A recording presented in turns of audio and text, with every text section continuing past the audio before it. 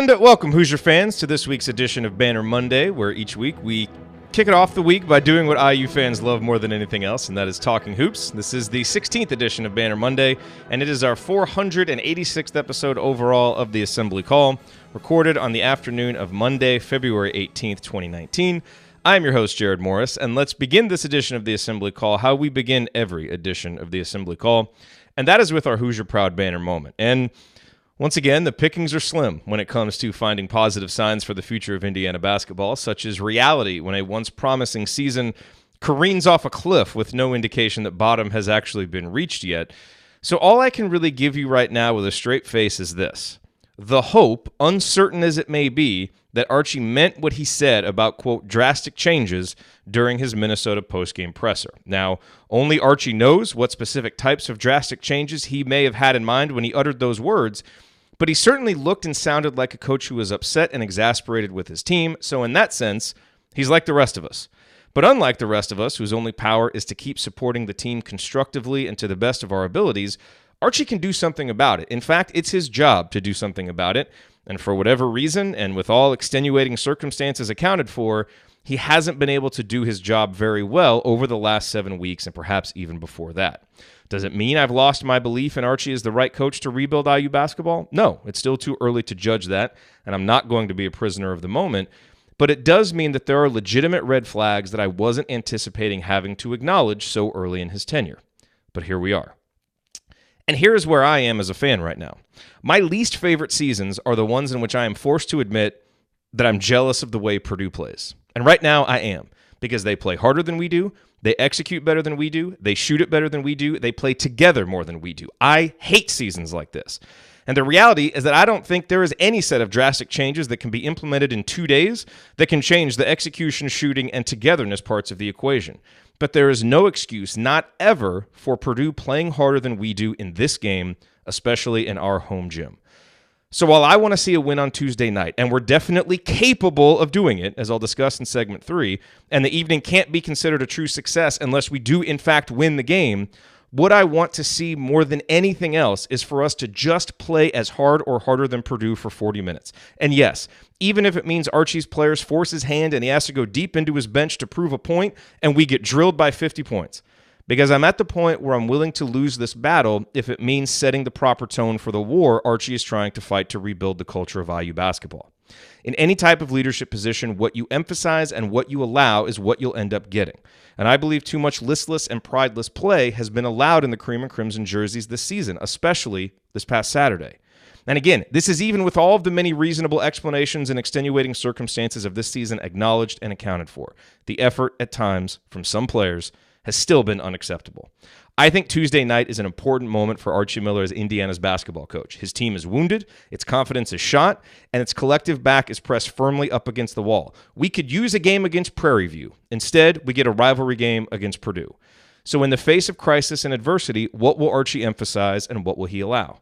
It's time to go back to the basics and reset the standard for what it means to wear the jersey. Play hard all the time.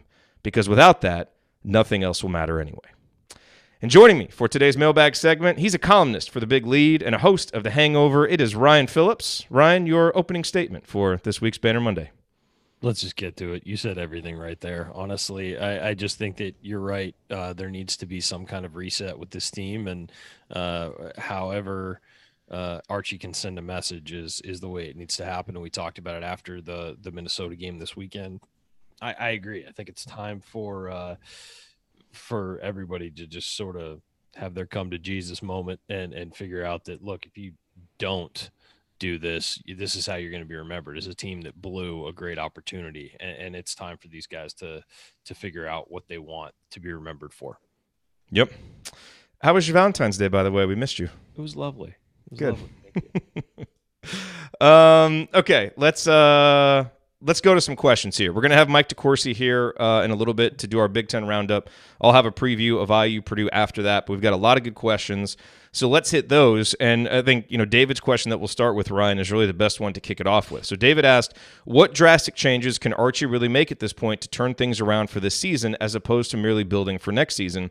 Do you think he was referring to sitting certain players or something schematic? So before you answer this, and we just talked about one, obviously just, playing harder. Let's just review the quote that Archie had. He said, for us, this is sort of a deal breaker.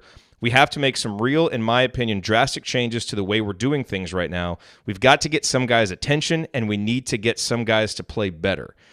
I take that to mean less schematic and more attitude, but, parsing words of a press conference is always silly to do. It could mean schematic too. So what do you think are some drastic changes that could be made at this point? I think it might, be the coaches coming together and figuring out, how do we practice? What is going on here? How do we warm up? How do we, it takes to me that means, it has to be a change in the attitude for sure. But I also think that as a coaching staff, you have to examine, okay, why is the message not getting through? Why are we not, what are we doing that is causing this? And, it may be as simple as, the order of your practices, how you run practice, all of that stuff, I think can have an effect on things. But I don't know. I mean, we won't know until we hear stuff coming out of practice about what, that has changed or what's different. I do think it's time to stop being defensive about these guys at all and start attacking and start being, hey, if you're not playing right, get off the floor. And there's enough coddling that goes on in college basketball these days. It's not Archie, it's everybody. It's just the personality that now it's time to use the bench as a weapon. You've got a little bit of a deeper group now. And I think that you can definitely go with it. And I think that you need to put in guys like Race Thompson more. You need to put in guys like Deron Davis for longer periods of time. Guys who are going to play, guys who are going to be out there and affect the game. And if you're not affecting the game, if you're Justin Smith and you're sleepwalking through the game, you're out and you're not coming back in just because you were a starter earlier in the season. Yeah, I thought we saw one change at the beginning of the Minnesota game. We switched up the starting lineup with Deron Davis in there. It'll be interesting to see if they do that. Certainly, they're going to have to make some changes, for example, to the way they're defending ball screens because Matt Harms absolutely killed them with that in the Purdue game. So you're going to have to do some of that stuff. What I do wonder on offense is if they try to do anything to try to manufacture some points. Do you maybe focus a little more on trying to get some offensive rebounds? Do you try and push it even more in transition? Because this team is just really struggling to generate points. And, that's the one area that I could see maybe offensively where they have some room to just try some different things. We talked about, after the Minnesota game, try and get Romeo the ball in a few different situations. So it'll be interesting to see if they try anything different there just to shake things up. But I think the biggest thing is attitude and obviously shooting, and I mean, Indiana's going to have to shoot well. We'll get to that. They have to make some shots. Yeah, they got to make some shots. And you know what? Sometimes making some shots can really get your enthusiasm and get your attitude going. This team needs to not be dependent on shooting well to play well. That's a problem.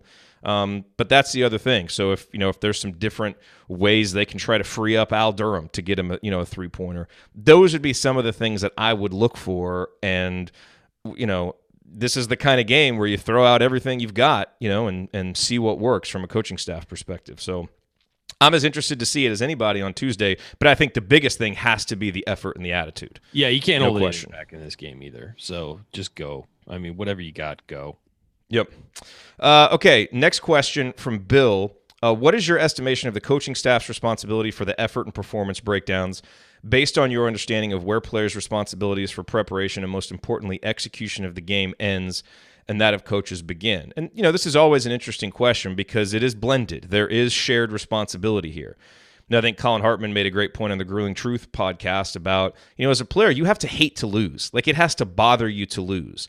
And it seems at times like maybe guys on this team don't feel that way and don't take it that seriously. But then at some point it becomes the coach's job to, not let it be acceptable for you to carry that attitude out there on the court or sit you down and prove a point with playing time. Where do you fall on there, Ryan, for where the responsibility of the coach begins and where the responsibility of the player is? I think preparation is on the coaches, and I think that at some point you know, once you're on the floor, the player has to know what he's doing, and the player has to be prepared enough on his own to sort of survive out there and figure things out. And there's that attitude of some coaches will say, I won't call a timeout when things are going bad because I want them to figure it out. I want them to play through it and solve the problem on their own. Because later in the season, you may not have a timeout to use, and you need to know that these guys can play through it. I think that at some point, the players have to take responsibility. I think, as we've said, during a losing streak, it falls on everybody. It falls on the coaches, what they're doing, the practice. I mean, if you're losing, you can't run the same practice every day. You've got to do something else, and you can't do the same film session, and you can't do the same pregame meal. And we have no idea if those things have changed at all. Exactly, we don't. But I'm just saying, the coaches have to realize that and have to be able to adjust what they're doing. If the system isn't working, if you're losing, okay, we got to change the way we're running our offense, because it's clearly easy to stop. We got to get better at our rotations on defense because it's clearly they're beating us. It's little things like that. The coaches have to know that, adjust, change. We're not in practice. We don't know what's going on. I would assume these guys are smart enough to know to change things up a little bit. Just knowing what I know about these coaches, they're not sitting back on their heels and just saying, oh, it'll get better. But at the same time, you're right. Players do have to hate to lose, and they have to realize that in the moment when another team scores, you have to take offense to that, as opposed to in a key moment when a team scores, you have to take offense to that, as opposed to shrugging your shoulders and being upset about it and saying, oh, we're just going to lose again. No, you have to do whatever it takes to prevent yourself from losing, like they did at Michigan State. This team is capable of that. They absolutely are. We've seen it this season. For some reason, that magic has gotten lost, and I don't know who's to blame. We don't know what's going on behind the scenes. We don't know any of that. It could just be that the injuries came at the wrong time. These guys got out of their rhythm and never got back into it. And that happens. It's not acceptable, but it happens. And the key is finding a way out of it. And these guys getting together with the coaching staff too. Everybody's involved and figuring out a way to reverse this trend. And it hasn't happened. So I sort of put it on everybody. I really do. And there's different phases of the game that are more on the coaches than the players and all that stuff. But at bottom line, if you're looking for who to blame for this, everybody involved. It's been a disaster, and there's no way around it. Yeah, if a coach can never reach a player and a player doesn't start giving more effort, that's on the player. But if the coach keeps playing the player 30 minutes, that's on the coach. If at some point you don't draw the line and have a standard that must be met. The thing with preparation is you don't really know without being in practice. Like if for some reason Kalsher from Minnesota just wasn't on Indiana's scouting report as you got to pay attention to this guy and not give him an open three, well, that's clearly on the fault of the coaches. And that's how Indiana defended him at times. My guess is that was probably on the scouting report, and the Indiana players lost him and lost a little bit of concentration. And so that would be on them and on the coaches for not reinforcing it during the game. So, these things really, they go together. Ultimately, the ultimate responsibility is on the coach, and that's why I think this is a big spot for Archie Miller on Tuesday. Yeah, the buck certainly stops with the coach because the players aren't going anywhere. They're on scholarship. And if you keep allowing things, they will keep happening. So there has to be a point where you're just not going to allow certain things anymore. And that standard has to be more important than the moment, maybe. So, to me, that time is Tuesday, and we're going to see if the team is able to respond, because it seems like Archie feels the same way. And now we'll find out how well he can affect it, at least with this particular group of players. Let's see.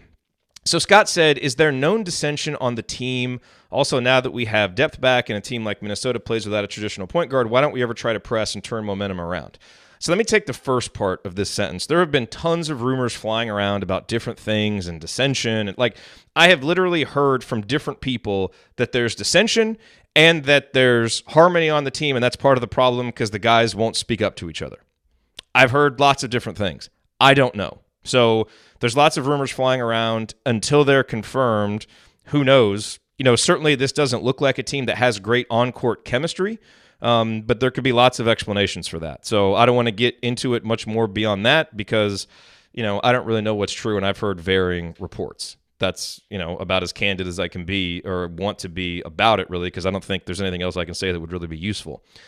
As to pressing, I think that's an interesting question. You talk about drastic changes. Maybe you do. I know Archie is committed to his defensive system, and I'm fine with that. Maybe you do add a little press, add a little pressure, do something like that to try and get some transition buckets, even at the risk of giving up some easy buckets on the other end. Maybe it gets your offense going, and that builds some enthusiasm for this team.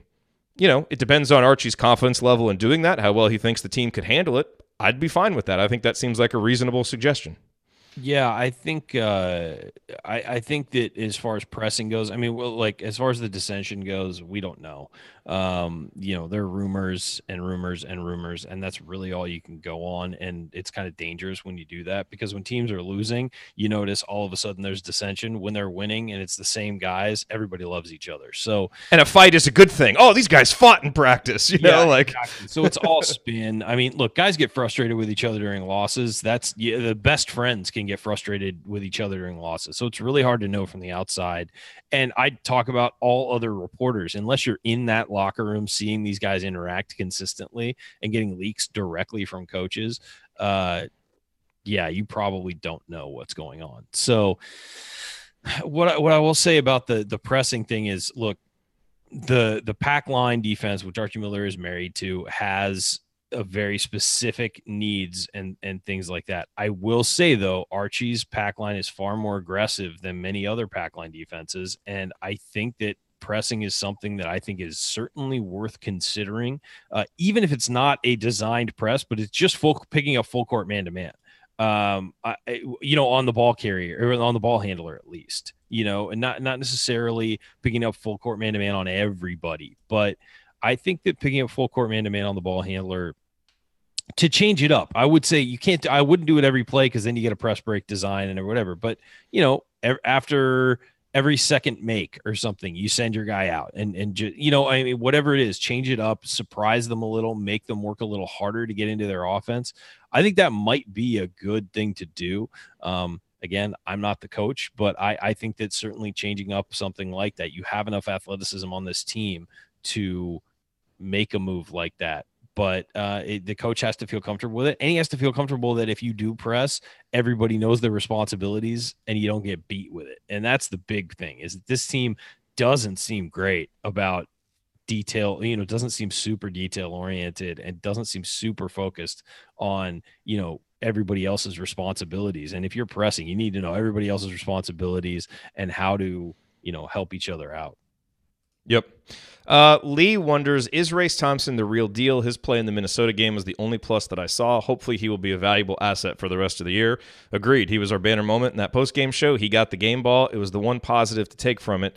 You've been high on him. Just take a minute or two and remind folks of what kind of player Race is, because hopefully we do start to see more minutes from him down the stretch. Yeah, and really the last video we've seen of him, we saw a little bit at Hoosier Hysteria, and we saw a little bit in that Minnesota game, and a little bit earlier in the season, I guess, some real quick stretches. But the guy is a really good player, and the player I compared him to in high school, 2 years ago now, because he enrolled early when he committed, I compared him to Juwan Morgan. I think he's an inside out guy with a lot of athleticism. I mean, he's not Justin Smith leaper or whatever, but he has enough versatility and athleticism to make things happen. I think he's a solid defender. I think he can step out on the floor and shoot. I think he's going to be a post guy first, and a guy who plays in the paint, not necessarily a back to the basket, straight up post guy like Deron Davis, but I think he's a guy who's going to play in the paint and step out and be able to shoot the ball. Obviously I don't know what his shot looks like because he took so much time off for his concussion. So maybe he's off a little bit right now.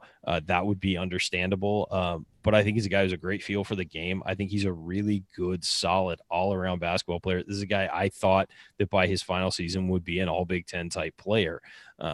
That's the kind of guy you need coming off the bench as a freshman to help you. Just like we all were really super high on Jerome Hunter, and we thought he would be a guy who would really help this team off the bench. So, yeah, I think that he's a guy that we've certainly missed, and I think that he's a guy who needs to play at the end of the season. He's definitely a scrapper. He fights for rebounds. He fights for the ball. He is a guy who takes offense when he doesn't get the ball. And that's something that Indiana has been missing and definitely needs. So I really like Race Thompson. I'm very high on him, have been very high on him since the day he committed. I think this is the kind of player you need in the Big Ten and the kind of player that maybe Indiana's missing with a little bit of their depth.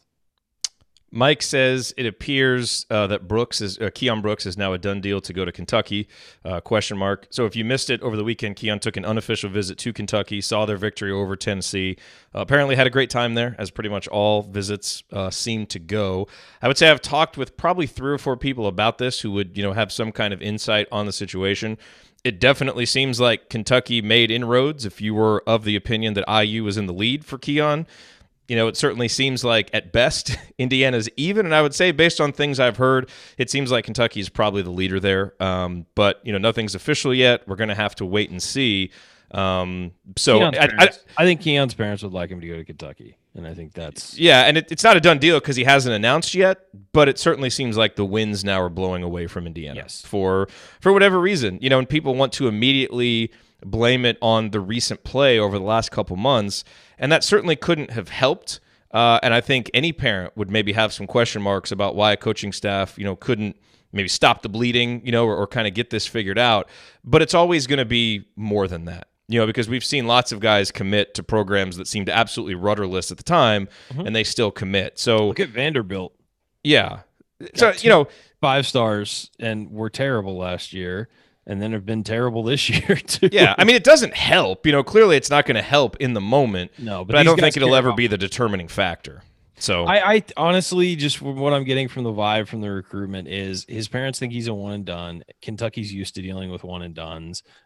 Michigan State was also pretty in with his parents. I mean, they liked him, but they've been recruiting him forever. Yeah, it seems like he's moved away from Michigan State, and it looks like it's Kentucky or Indiana. From what I have been told for a long time, Keon loves Archie. He would love to play with Trace Jackson Davis. That's sort of their dream, is to play together. Trace is recruiting him very hard. Trace has not wavered one bit on his commitment to Indiana. He is still all in on this program. He's all in on Archie, as is Armand Franklin. Those guys have gotten really close. I think Keon's family wants him to go somewhere that is used to dealing with one and dones, and they see that Romeo is struggling at times to play within a system that is designed to play as a team, not to single out guys really well, which, by the way, I think Archie needs to do a better job of maybe singling out guys occasionally. I mean, Romeo, I think it's on him, but I also think it's on the coaching staff to get him in situations where he can shine a little bit more. We've seen that from time to time where he disappears in games. I think it's partially his fault for being a 19-year-old. I mean, not, saying his fault. He's a 19-year-old who is playing against the best defenses he's ever played against. He's going to disappear in games for sometimes. That's part of it. But I think that, you've got to be able to put a guy in a position to succeed. And I think that sometimes this coaching staff doesn't. But that said, I think that there's a reason that Archie Miller's building his program that way, and it's to feature a team, not just a player. And so I think that the Brooks's family would prefer him to go somewhere that's used to dealing with one and dones and used to showcasing those guys a little bit more. And Archie hasn't had experience doing that. Romeo's going to be his first one and done. So it makes sense to that degree. I'm not criticizing his family for saying that, for doing that. They're doing what's best. They are pushing for what's best for his son. I was told a few weeks ago that Keon wants to go to IU, but it may not happen. But what he wants may not be what happens. Now he may want to go to Kentucky. That may have changed with this visit, but I was told a few weeks ago that Keon definitely, his preference was to go to Indiana, but it might not happen because of family pressure. Now he may be all in on Kentucky. I don't know. I haven't heard anything, but I think it's fair to put that out there now that it looks like the winds are blowing away from IU. I think that he really preferred to go to Indiana, and that's not the situation anymore. It doesn't look like. Okay, looks like we have time for 1 or 2 more questions here. Let's see. From Bill. Do you feel the fan base is going off the deep end with some of the more radical posts? Aaron said, I think our fan base is way overreactive to everything. When is this fan base ever not going off the deep end? I mean, I love our fans. I think they're great. And the passion is always amazing. All that blah, blah, blah. Oh, Indiana fans are amazing. They are amazing. And it's a great fan base, and it's a diehard fan base. I wish more of them would show up to games. Hint, hint, students. But I think that, I think that every time something goes wrong, the sky is falling. And it's hard for this. For some. No, of course.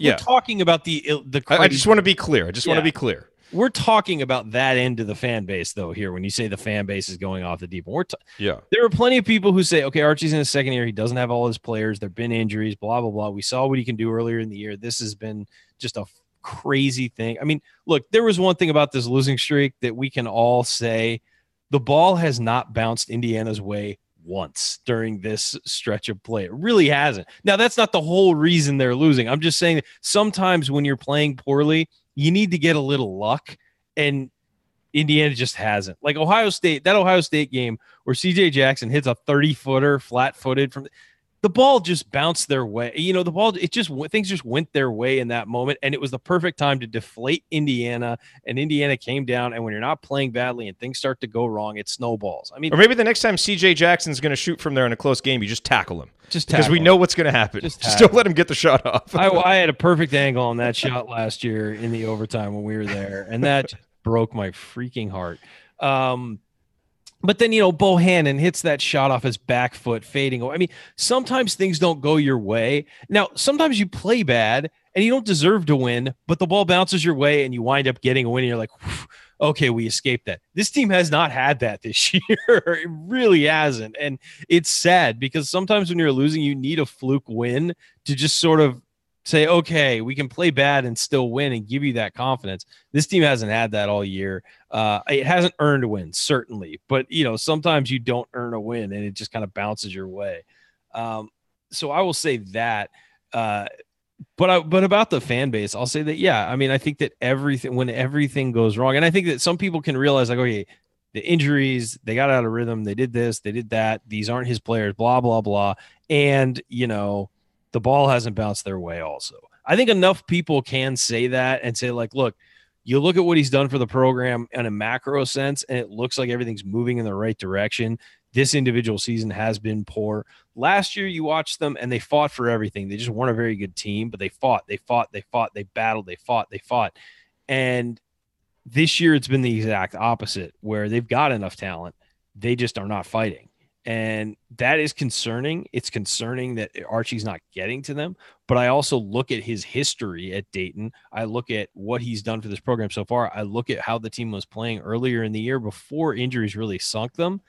And I look at it and I think, okay, that to me looks like a long pattern of who this coach is. And then you look at this last stretch of 10 games and you say, that's the outlier, not what happened earlier in the year. And I think that you have to be able to assess that. Now, of course, when you're in the middle of the Big Ten season and you're losing to teams you shouldn't lose to, everybody's going to flip out. And that's understandable. And it happens particularly with this fan base because people are very short-sighted and they're desperate for a title. And it's been a long time since Indiana has had a title. So, yeah. And there's an outlet for your immediate frustrations that gets broadcast to the world. You know? Yeah. Why did we decide to do this again? Yeah. Or why does Twitter exist again? Yeah, exactly. Any final thoughts, Ryan, before we move to our Big Ten roundup? Oh, God, let's just beat Purdue, please. It's going to really affect my week if we don't beat Purdue. No, I mean, this team, I want to see some guys who haven't been playing as much get a chance. I think that Deron Davis is starting to look healthy, and I think that he needs to play a lot. I think Race Thompson needs to play a lot because he certainly earned some more minutes if he's healthy enough. You know, as many minutes as they can handle. If his conditioning's there, he needs to play a lot. So that would be my only thought for this. Let's go out and let's just beat the Boilers. God, people, if you're in town and you're thinking, well, it's cold, we're going to lose, and just go to the game. Stay for a half. If it's a bad game, fine. Do what you were going to do, but go to the game. We need to pack that place. This is Purdue. This isn't, Iowa a few weeks ago. This is Purdue. This is a big, big, big game that means a lot, regardless of how the season's going. This game means a lot. So go out and show your support for the Hoosiers, even if they're not playing well and maybe haven't earned it right now. Somewhere Fran McCaffrey's face is very red after hearing that. It's melting. It always melts. I don't know how it regenerates, but yeah, it's always melting. All right, coming up on the Assembly Call, it is time for our Big Ten Roundup with Mike DeCourcy. What did he make of Indiana's awful performance on Saturday? How does Nick Ward's injury impact the Big Ten title race? That and more coming up in our Big Ten Roundup. Stick with us here on the Assembly Call.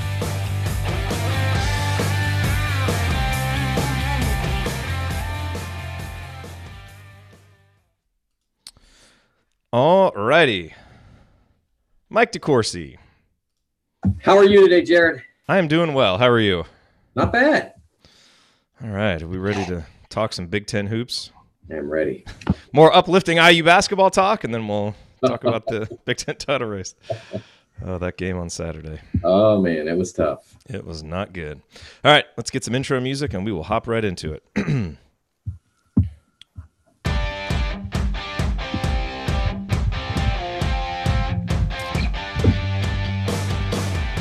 Welcome back to Banner Monday. Each week here in our second segment, we zoom out to get an objective opinion on our Hoosiers and to look at how things are going across the Big Ten Conference. And there is no one better to do that than Mike DeCourcy, who covers Big Ten hoops for BTN in addition to his great columns for the Sporting News. Mike, as always, welcome to Banner Monday. Oh, I'm very happy to be here, Jerod. Yes, so let's get the bad stuff out of the way first, and the bad stuff in this segment has become the IU basketball talk.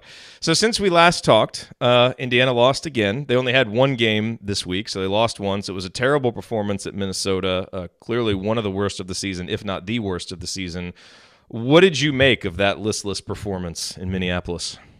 Well, it starts with you're already carrying around the weight of your own losing streak, and you're playing a team that has some level of desperation, and it isn't easy to play unless you are specifically good at turning teams over, and that's not really how the Hoosiers defense is designed, and it's not really it's not practical for them to say, okay, on this occasion we're going to be different. I suppose that you might have tried something different given the fact that you've lost so much, but I'm not sure that they're built to be a great pressure defensive team anyway. I mean, they're not particularly long on the ball for either of their players. They often play a smaller shooting guard when Al Durham's on the floor.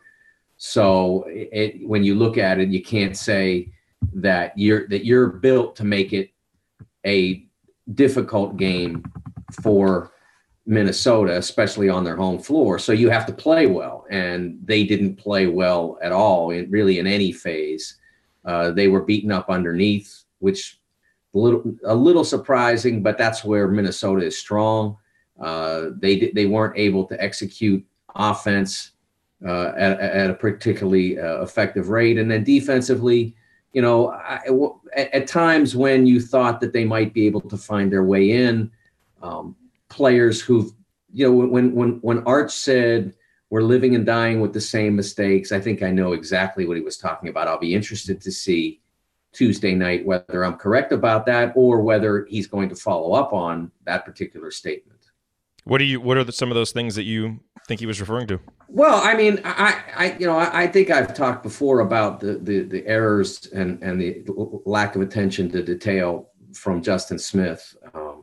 And I was specifically watching. There was one play that by happenstance that we highlighted, and I didn't ask for the play or anything like that, but it was in the highlight on BTN on Saturday night. And at that point, the announcers working the game mentioned that Jordan Murphy had 14 points in the book already, and I think it was still before halftime.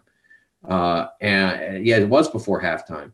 And on that play, they ran a simple ball screen action, and Justin goes with the ball. And Murph loops around to the backside, and he's wide open. He's got 14 points in the book. It's not even halftime. How do you not attach yourself to him? That's the kind of thing that happens over and over again. And so that, and it's not it's not only Justin. Say just Justin. It's hard to say. Not only Justin. But that's a player that I've seen make a lot of mistakes. The most glaring, obviously, is the way he read Ohio State's last play, or their last scoring play, the one that led to the dunk that became the game winner for the Buckeyes a week ago. And I don't know how far you can go into a season and still be making those kinds of errors. Yeah. So something I want to get your perspective on. I was doing some research for, little mini segment that I put out this morning about the three-point line and how the three-point line has really told the story of this Big Ten season. Because if you look at teams, how they shoot percentage-wise, the percentage that they hold opponents to, and then the attempts that they allow. So kind of a combination of percentage and volume on offense and defense, and kind of average out those metrics, it tracks very closely to the actual standings. I think Northwestern is a bit of an outlier, but their shooting percentage is so low. They're good in the other things, and that's part of the reason why they've faded. But otherwise, it really tracks closely to the actual standings. No surprise, Indiana is, you look at the average of all those metrics, Indiana is dead last. And so, I'd love to get your thoughts on that kind of overall, that trend. And specifically as it relates to Indiana, are you at all concerned that Archie Miller's philosophy is behind the times when it comes to the three-point line, or do you think Indiana's issues the last 2 seasons have been more about roster construction or a combination of both? Well, I think it comes down to, if you have shooters, you're going to make shots, and if you don't have shooters, you're not going to make shots. I look at his teams in the past at Dayton, and I don't recall that particular issue. No, he had some good three-point shooting teams at Dayton. So I wouldn't say that it's a philosophical thing. I'm looking at them from last season on KenPom. From 2 seasons ago on KenPom, and they were 53rd on offense. They were from 3-point. They were 35 in the country. That was the last Scoochie Smith team, the one that played in the NCAA tournament here in Indianapolis. Yeah. And so, I would say that that's not necessarily a problem. You got to have guys who can make shots, and they have not had that. They have not had guys who shoot it confidently. I think Al Durham can shoot confidently. He makes shots, but he's a 6'1", 6'2" shooting guard who's not a great defender. And I don't blame Al for being Al. I think if there's any player on this team that I have not looked at and said, man, what's wrong there? Or why did he do that? Or whatever. I mean, that guy's been consistently who he is, and you can win with him. I don't want to say rant, because it wasn't really a rant, but the oratory that Matt Painter did post-game on Saturday that's been getting a lot of attention. Al Durham fits into the category of what he's talking about. He's what you want. And so, but at the same time, he, as the most reliable shooter on this team, is not somebody that you can play 35 minutes a game and expect to win in the Big Ten. He's got to play a specific defined role. Yeah. And I think they've been able to do that with him. But the guys who are on the floor a lot have to be able to take shots and willing to take shots and able to make them. I see, again, Robert Finney running away from open shots. It was a problem back in December. The problem abated as they improved as a team. And then the problem comes back as the team starts to fade. Well, those things are somewhat connected. It's not, when you run an offense and a guy like him gets an open shot and doesn't take it, makes a pass to a guy who's more guarded than he is because he's unguarded, that's why you take the shot. So you make the pass into a more guarded situation, your offense dies. We've seen that a lot. And especially the last few games, you're seeing it again. And that can't happen. I mean, you look at Kentucky, and Robert is a better three-point shooter, maybe not statistically now because of the way things have gone. I don't know, I have to look it up. But as you put him in a gym with a rack of balls like we saw on Saturday night in Charlotte, and Robert's winning the three-point contest against Ashton Hagans. But Ashton Hagans isn't passing up those shots now. I mean, he didn't make them against LSU, and his shot looked off, and he looked like he needed to get in the gym, but he took them because he understands and he's accepted that if he doesn't take them, the offense dies. So as a result, Kentucky comes back after the LSU game, and okay, they didn't go in that game, but he comes back the next game and they blow out Tennessee. Well, Robert's got to take those shots, and he's got to be confident. And Romeo has to be more assertive as a shooter, even though his number's not good, because you're a star. I mean, you're a star level player, and you showed in certain circumstances when the money was on the line late Ohio State, the latter part of the Michigan State game that you actually won. That, you know, if you're locked in, you can make those shots. So fight to get them and fight to take them. You know, there's so much talk in basketball about selfishness. It is the most overemphasized thing in this game. Look, part of your job is to make shots if you're a shooter. If you're a perimeter player or if you're a stretch four, that's part of your job. And people get reamed all the time for, like, we know what a selfish shot is. A selfish shot is one pass and it's up, or dribble down and it's up. We know what that is.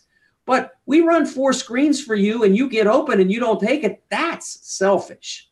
So you have to be willing to do that. I'm not talking about taking hard guarded shots.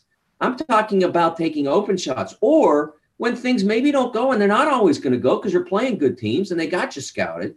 When things don't go well and you're getting late in the shot clock, take the shot. Get yourself to as clear as you can get and take the shot. That's part of basketball. People are in the game, because selfishness gets thrown around so much. Sometimes guys get the feeling that if they take the shot, then everybody's going to be mad at them. And I think that hinders players from being the best they can be. Bob Knight used to talk about it a lot. You know, I mean, it's not a democracy. The guys who are the better shooters should be shooting, and other guys need to set them up for shots. I love it. I love it when you rant about that, because you're so right about it. Yeah, it disappoints me. And I wrote a piece about it 2 weeks ago, maybe. Talked to Justin Wright Foreman from Hofstra and Marcus Howard from Marquette, and Antoine Davis, who everybody in Indiana will remember. Antoine Davis is a little bitty kid. Heck yeah. Now one of the leading, I think he is the leading scorer in NCAA basketball. You got to be, those guys, they all talked about the mentality of a shooter and a scorer. And I talked to Sam Hauser, Marcus Howard's teammate, about, you know, what it's like to play with a guy like that, who's taken some tough shots and some odd looking shots from time to time. And Sam said, sometimes you're out there and just like a fan, he didn't use the term just like a fan, that's inserted in parentheses, but just like a fan, he's sitting there and he's like, wow, he's taking that. And then it goes in and you're like, okay, we're good. And so, you know, I mean, Romeo can't be in the background in the way that he was in the first half against Minnesota. He might as well have left. Other than getting using his one experience to play at Williams Arena, first 20 minutes, he might as well not have been there, because he was not playing like he was involved. He was not assertive. He was not engaged. He was not fighting to get shots. That's a guy who should be fighting to get shots every time he's on the floor. Whether or not they run the same actions or similar actions to what Iowa does, watch a tape of Jordan Bohannon trying to get open for a shot. I mean, that guy is fighting every second to get you lost. And again, that's not necessarily the Indiana offense, but you can fight every second to get the guy lost, even if you're running tighter sets. Yep. Agree with all of that. All right, let's move on. Let's look around the Big Ten. We'll start with the power rankings. What's the top 4? And how do you project Nick Ward's injury to impact that top 4 moving forward? Well, it doesn't change a lot. Even though Michigan lost at Purdue, everybody else pretty much except for Michigan State sort of left them, you know, allowed them to stay in place. Michigan State won 2 this week. That brought them even from a record standpoint with the Wolverines. But I still think overall resume, Michigan's a shade ahead. With better wins, Michigan State still has that volume that really helps. And, you know, if they were able to get a split against Michigan State, they may shade ahead, because it's really going to be hard for Michigan to close against their schedule, which is still very difficult. Still have to go play at Maryland, among other things. Third, Purdue's hanging in there. Again, full resume more than league performance, but they're playing very well. Or they're getting good results, I should say. Excuse me. They are not playing particularly well at this point, which makes it interesting. I mean, IU may look at a team coming in having won X of X, whatever it is, 8 and 9, whatever it is. But the coaches are going to look at the tape and say, you know, right now, this is a team that is vulnerable. I mean, they have won but they have not performed well. They didn't play well against Minnesota at home. They didn't play well this past weekend against Penn State. They turned it over 23 times at home. So I'm not saying that they're a bad team, but I'm saying they're a team that's not playing at their peak level. So as much as ominous as it might seem, this is an opportunity for IU to get a win that would resonate for them. And then the fourth team is Iowa. Although they have not played well either, they've been very fortunate and they've been very clutch. And you can be both. There's a there's a body of thought in basketball that winning close games means you're lucky. I don't buy into that at all. I think I will say that, throwing the ball 75 feet in a situation that probably called for it to be thrown 45 and having it tipped, fortunately, to your best shooter or your best perimeter player in Joe Wieskamp. That's fortunate. And having him bank in a three from the dead corner, that's really fortunate. But to be the kind of team that comes back from 12 down against Northwestern, that's not fortunate. So I'm putting them there for now. They got to play better, but they're getting the results. You say Purdue and Iowa not playing great. It's all relative because we would take their brand of not playing great. Well, what was said before it came on about not getting any of those lucky breaks. I mean, you're not getting Joe Wieskamp banking in the three. You're the victim of that. The CJ Jackson shot. The CJ Jackson shot. Look, he had to have courage to take it, and he had to have the confidence to make it. But that was an offensive disaster set, and he was not badly guarded there. I think could have done it teensy bit better job, but you were right in the play, and he made it. And that's happening to you. I think what Ryan said was 100% on. I'm so glad he's not here to hear that and have it inflate his ego anymore. So let's kind of go around now that we've done the power rankings. What, just from the past week, what players, what teams caught your eye? Well, I think the first player that caught my eye was Isaiah Roby, and he had a double-double on Saturday night in their second consecutive victory at Nebraska. And what was interesting was that after the game, Chris Collins talked about how in doing the defensive job against Nebraska, he was pretty comfortable with how the Wildcats had played. And he pointed toward Isaiah Roby's shot attempt number, 19, and said, if we can hold him to 19 points on 19 shots in that particular matchup, we've done a good job. And he's right. However, Isaiah taking 19 shots for them is the kind of thing that we just got done talking about with Indiana. He stepped forward. Now, it took he didn't step forward immediately when Isaac Copeland went out. It was still a dance to get him there. But Saturday night, he stepped forward, and he had to, or they maybe lose to the Wildcats. So he steps forward. He takes 19 shots, only made 7, but that assertiveness is reflected in a lot of different ways. It reflects through also getting 16 rebounds and also blocking Vic Law's layup attempt and basically stealing his soul away. I mean, that all filters through. So when I see a guy in a certain circumstance, I don't want every guy out there going out and taking 19 shots and only making 7 of them. But if I've got a guy as talented as Isaiah Roby, and my biggest problem is getting him engaged in being a high-level option, whether it's first option, second option, if getting him to accept that, then when I see him take 19 shots, even though he only made 7, I'm delighted. And so that's why he's on the list. The other two from Penn State, now they only went 1-1, but that's a big step up for them right now, as you know. Mm-hmm. And I thought that the two guys that, they've had great play all year from Lamar Stevens, and Josh Reeves his value is muted on a team that's not winning. So you don't notice what he does when you're on a losing team. He's a guy that, fits into that Purdue category of guys who makes winning plays. But if he's on a losing team, you don't really feel it. So the guys that have needed to make the difference were the freshman guards, and Miles Dredd and Rasheer Bolton both had excellent weeks. Rasheer had 17 points in the tough Purdue loss. Miles was a key factor in the Michigan win. They both played well in both of those games.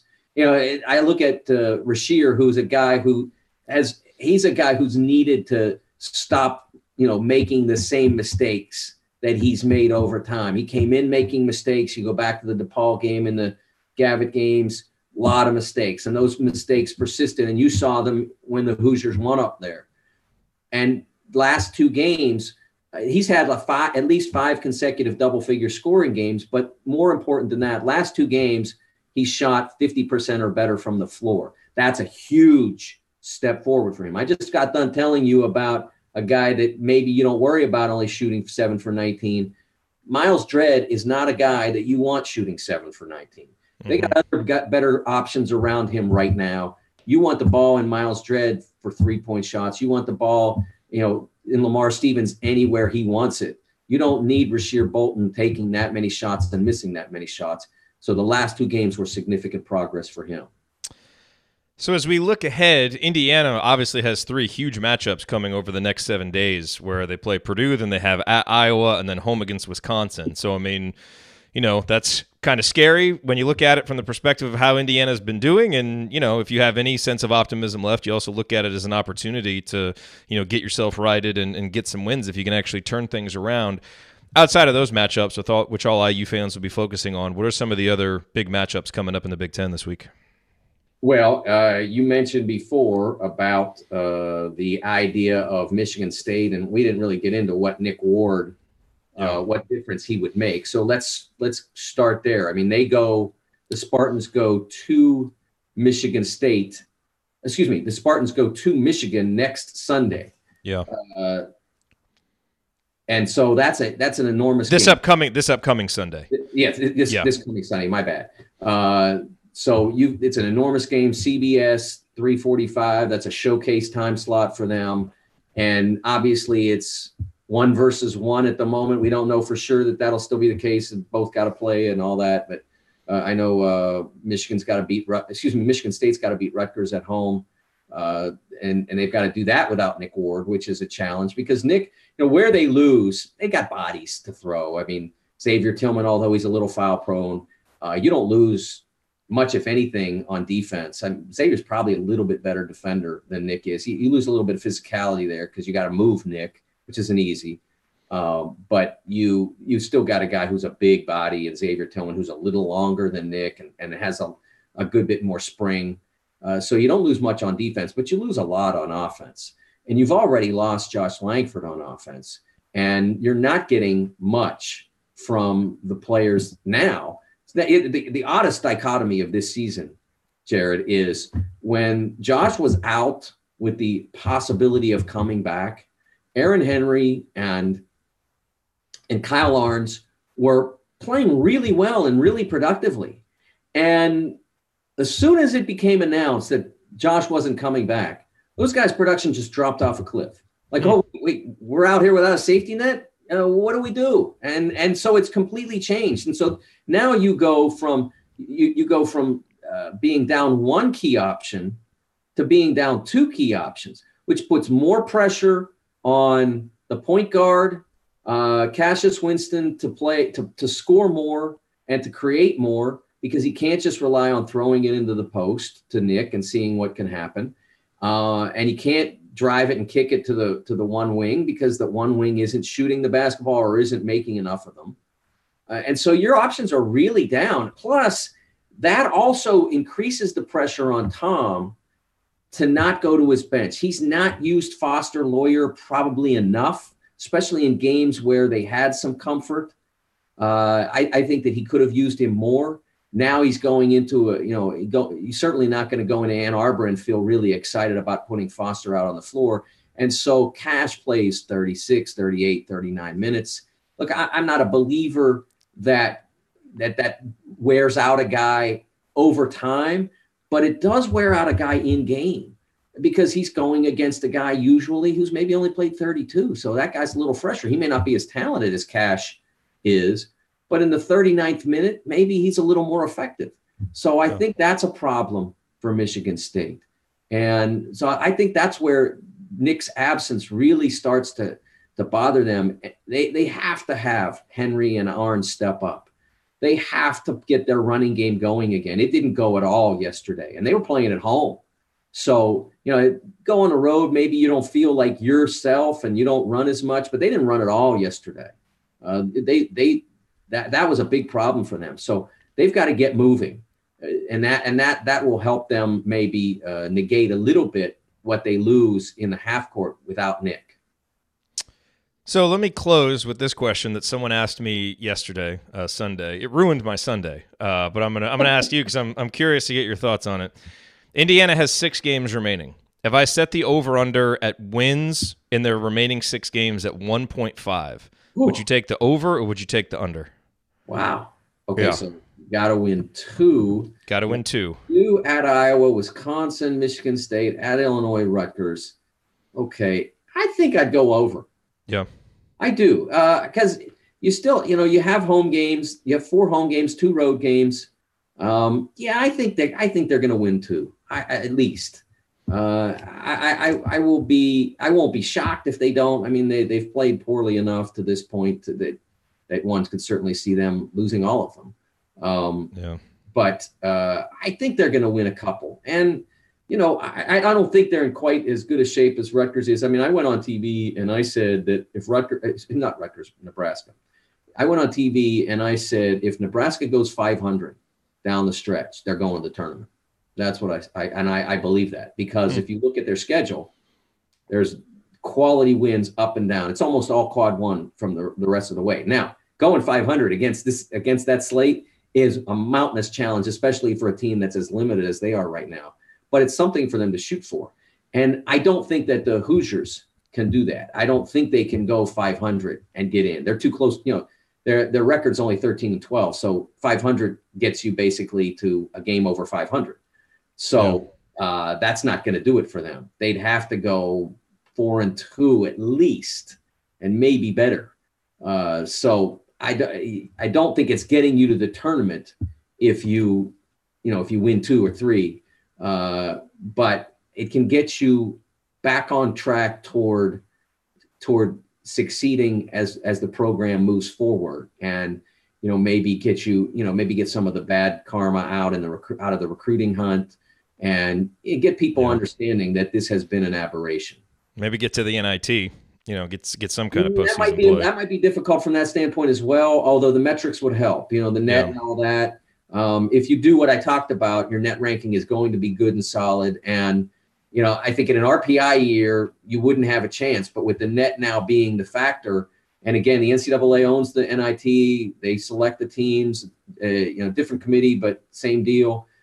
So I do think that, they would have I remember one year, I don't know whether it was 2000, I'm trying to remember, maybe 2014, one year when the Hoosiers were not a tournament team under Tom. It was after they got good enough to win again. And 2014. It was 14. Yeah. Okay. So, and I'm walking around the locker room after they lost on Friday, I think it was, at the conference tournament, and people who were reporters saying, "What do you think about the NIT?" And I'm saying, trying to whisper in there, "They're not going to get in," because that was the standard then, the RPI, and they weren't there. But if this team gets good or gets, performing down the stretch, that is still a goal because of the change in the metric.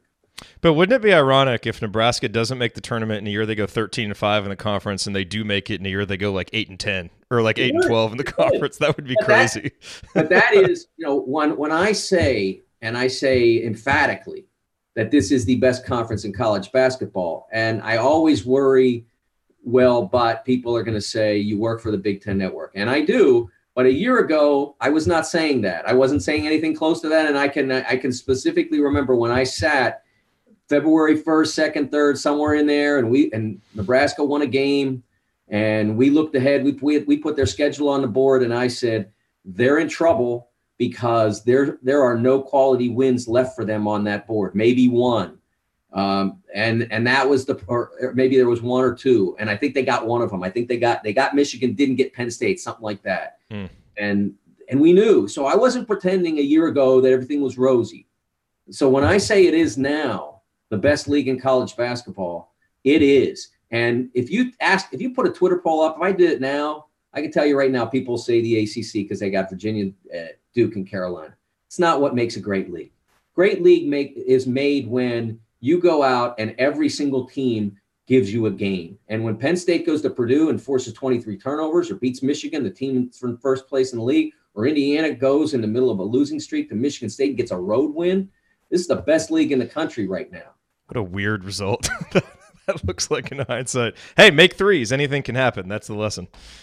Make threes and play hard, and good things happen to you. Yes. You know? Well, Mike, thank you as always for your visit. We always appreciate it, and we look forward to talking with you next week. And hopefully, we have an Indiana win to discuss. Well, I'm heading down to Bloomington tomorrow night, so oh, excellent. I'd like to see the Hoosiers battle. If I see the Hoosiers battle, it'll be a drive well worth it. Man, I think there's going to be a weird energy in there Tuesday night, I think, because the fan base doesn't really trust the team, but they want to get behind them so bad, and the way they've had bad starts, so important for Indiana to get off to a good start on Tuesday night. Just make some shots to keep the crowd in it. Yeah, I want to see them battle because, that's what makes for good games, and I didn't see it Saturday. I don't think, obviously no one did, and that's, that's not good for anybody. It's not good for the it's not, it's not good for the game when teams don't battle. And I will say that, I've seen this team play without confidence, but that was the first team that I saw. That was the first game that I saw that there was, a sense of capitulation in that game at some point. Yeah, well, there definitely was. All right, well, enjoy your time in Bloomington. Hopefully it's a good game, and hopefully you get to see an IU victory. Well, enjoy it, Jerod, and we'll look forward to talking to you next week. Sounds good. Thank you, Mike. All righty, coming up, we will talk briefly about the Indiana-Purdue matchup that is coming up on Tuesday night. Beyond simply playing harder and tougher, as we already talked about, what must Indiana do to compete and win this game? We will discuss. Stick with us here on the Assembly Call.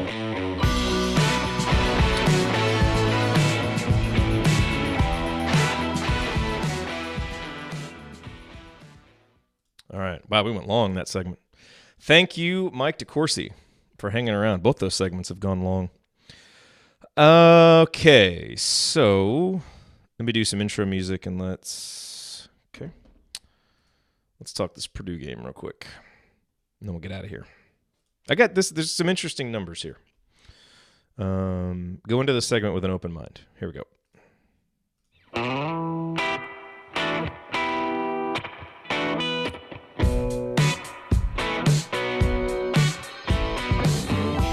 Welcome back to Banner Monday. Each week, our final segment is dedicated to previewing Indiana's upcoming opponent for that week. This week, that opponent is Purdue. Tuesday night, 7 o'clock start. It's on ESPN2, I believe. We talked a little bit about it in segment 1, the importance of just playing hard, like just a baseline standard. Put that Saturday game against Minnesota in the rear view. Indiana did play hard against Ohio State, against Iowa. Didn't execute very well, but they played hard, and we've got to get back to that. And I would say even ratchet it up another level. I mean, really just have a fire, have the kind of effort that we want to see from this team. That is obviously the baseline. And then, as Mike DeCourcy talked about in that last segment, Purdue, look, they're 18-7. They've won 10 out of their last 11, I think, as Indiana has lost 10 out of their last 11.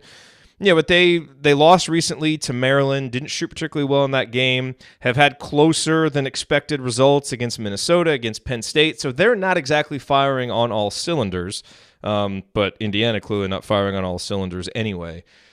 But that's, it's important context. They're not coming in here, red hot, but they will most likely be raring to go because it's, they're an experienced team. They've got, good togetherness, and it's a rivalry game. And they stepped up to the challenge more than Indiana did in game 1, and that is something that we have to get reversed. So I just want to go through some keys to victory. I think you all are pretty familiar with Purdue's personnel at this point. You saw the first game. So what does Indiana need to do to win this one? Well, the first one to me is I think we need to have an actual home court advantage. Because Purdue has not been great on the road. They are undefeated at home, but they're just 4-4 in true road environments this year. But, of course, Indiana has lost 4 straight at home. And so that's what I'm saying. Like, you don't have a home court advantage just because the other team is playing in your building. If Purdue has watched Indiana's last 4 home games, they're going to come in here really confident because we haven't played well. We haven't played hard enough and tough enough to defend the home court, and we've let other teams be way too comfortable. And as I just mentioned, I feel like there's going to be kind of a weird energy in there. Hopefully it's a packed house. It is Purdue. But, there is apathy with a certain amount of fans who have gotten sick of watching, the product that this team has put on the court for the last 7 to 8 weeks. And there's a lack of trust right now among the fan base for the team. We don't know which team is going to show up. We don't know if they're going to come out, and play hard, play with that fire.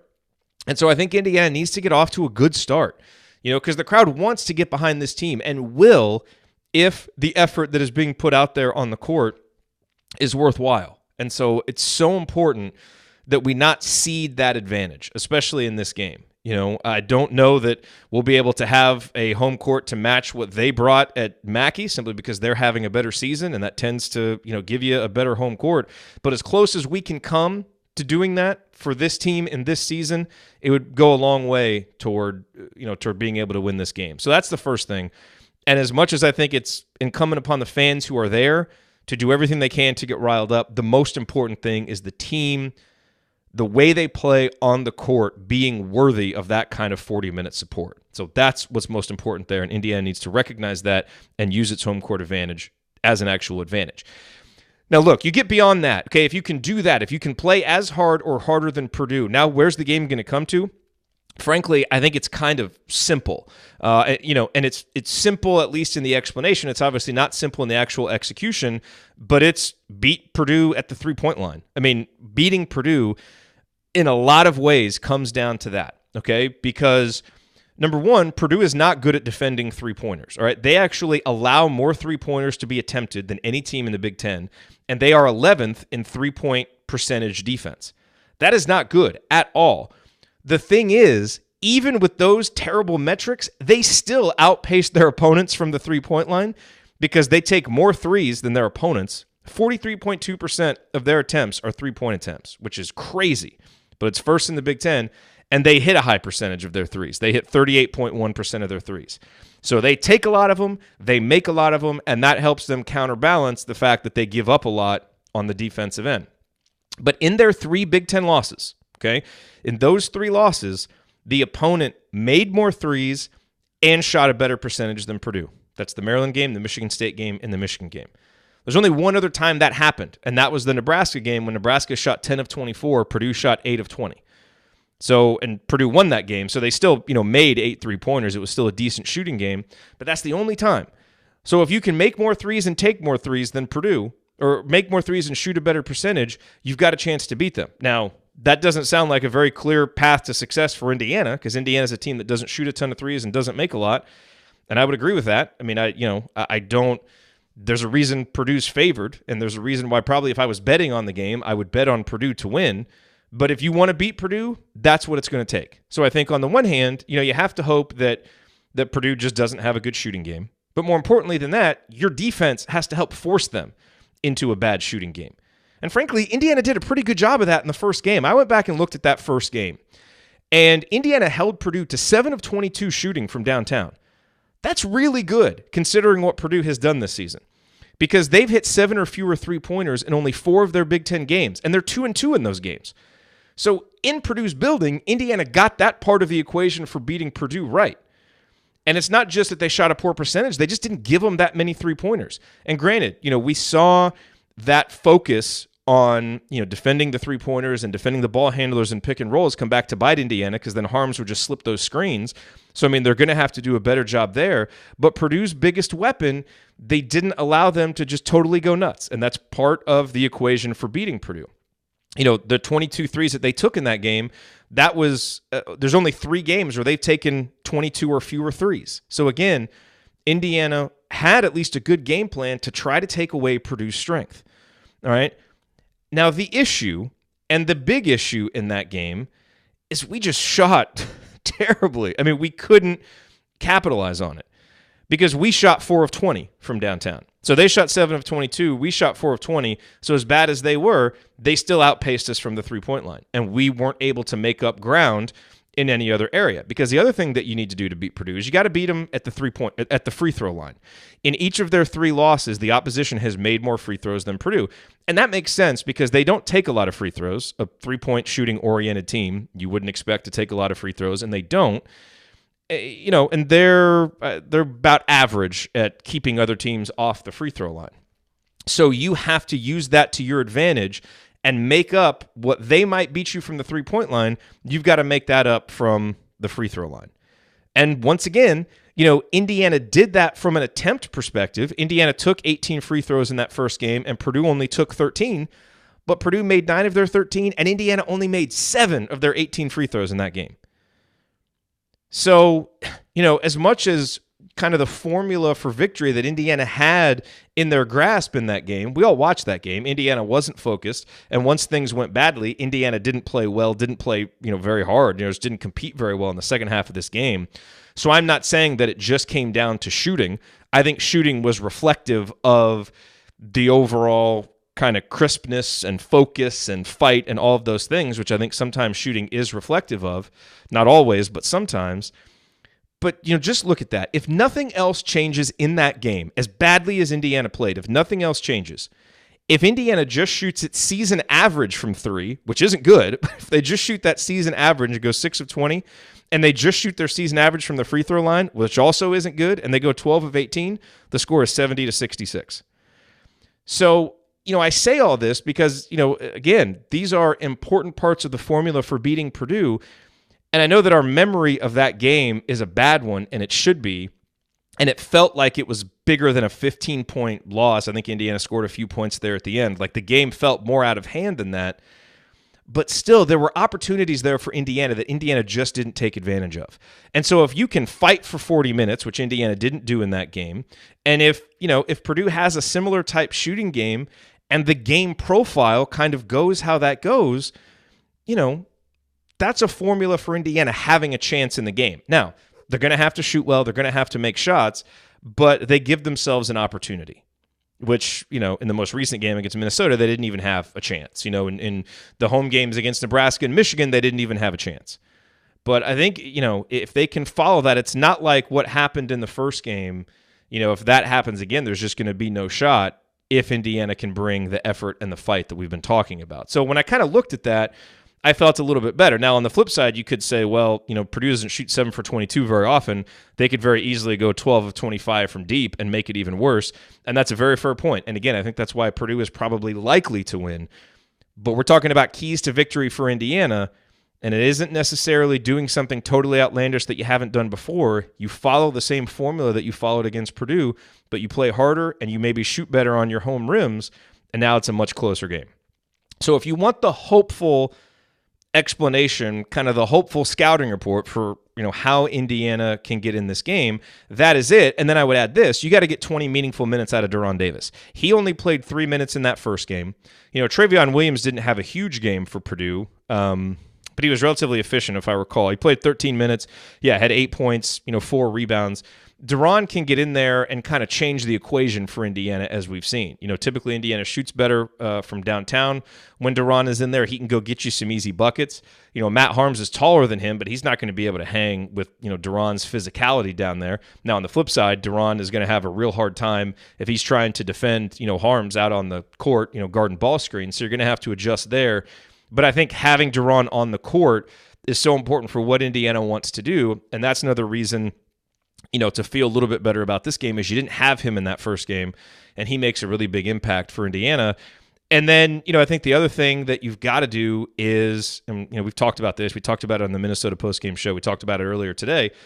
But, help Romeo get the ball with more space, more momentum.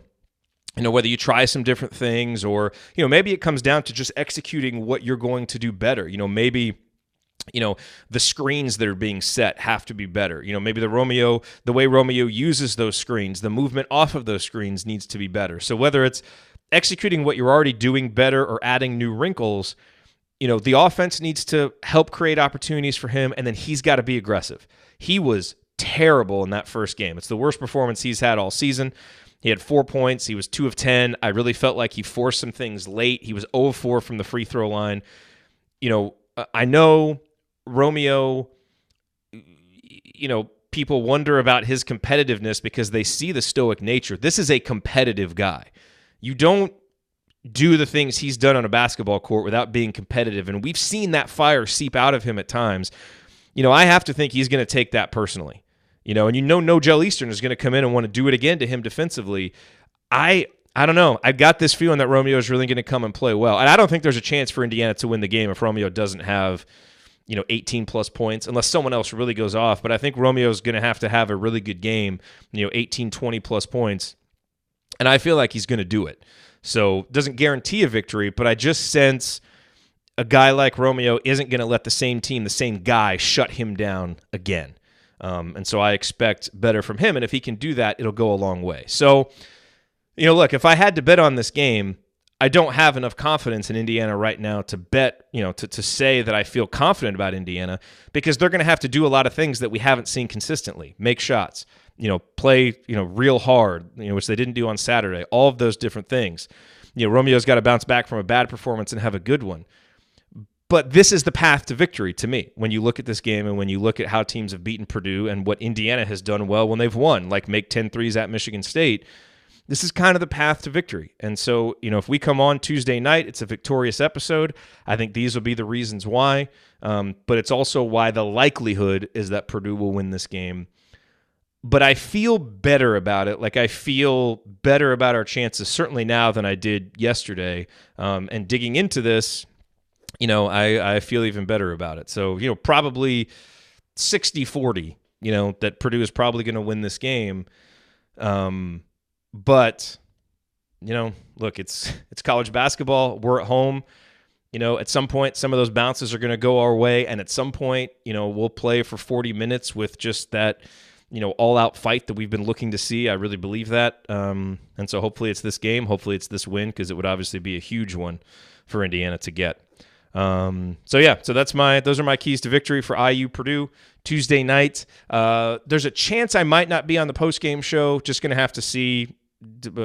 Wife's got work, and so Andy for sure. I mean, we'll of course have one. Andy's going to be on tap to host it if I'm not there. Ryan will be there, but I imagine I'll probably be able to end up at least watching the second half of the game live and being able to hop on after that. So hopefully it is a victorious episode. Really appreciate everybody who was here live. Those of you in the chat mob, you make this, you make it so much fun to do these shows live, to have you guys here providing so much insight in the chat. And obviously all of those of you listening on the podcast, we appreciate you listening as well. All right, that's going to do it for us on this week's edition of Banner Monday. If you want to see us do the show live and be part of the live chat that I just talked about, join us at assemblycall.com on Monday afternoons for the live broadcast of our Banner Monday recording. And you can always subscribe to our podcast by searching for Assembly Call wherever you listen to podcasts. And don't forget, go to assemblycall.com or text IU to 66866 to join our free email newsletter, which will make you a smarter and more well-informed IU basketball fan. Thanks for listening. We'll be back Tuesday night to talk IU-Purdue. Until then, keep your elbows in and your eyes on the rim. Go Hoosiers. Thank everybody for coming out. All right, I got to get out of here, folks. Thank you. All right, everybody. Thank you for being here. And, hopefully some of that I just talked about comes true. So we will see. We will see. But, yeah, great to see you all. Hopefully we get some good insight from Archie tonight. Joel, ask a good question for us. You speak for all of us when you're there asking the question. So, all right, I'm going to go get this thing posted and talk to you guys later.